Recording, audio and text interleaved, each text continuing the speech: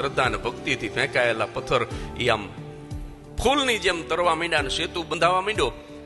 ત્યારે એક દિવસ મધરાતે ભગવાન રામને વિચાર આવે છે કે મારું નામ લખી અને રીંછ અને વાનર પથ્થરા ફેંકે અને એ જો દરિયાની અંદર તરતા હોય તો હું પોતે મારું નામ લખીને ફેંકું તો તરે કે નહીં?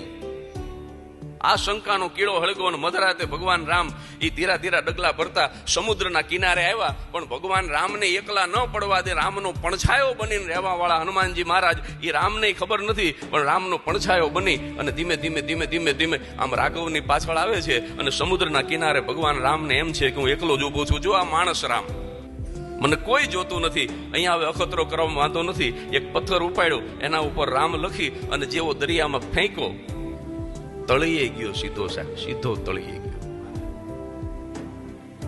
ક્ષોભ થયો ભગવાન રામને, પણ પોતાના માલિકને સંકોચમાં રહેવા દે તો હનુમાન નહીં.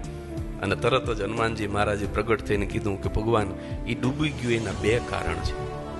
તમે જેને પકડો એ સાગર નહીં પણ ભવસાગર તરી જાય, પણ પ્રભુ તમે જેને તરછોડો એને તો દુનિયાની કોઈ તાકાત તરાવી ન શકે, એ તો તળિયે જ જાય. પ્રભુ તમે ફેંકો છે એટલા માટે જ એની તળિયે ગયો છે.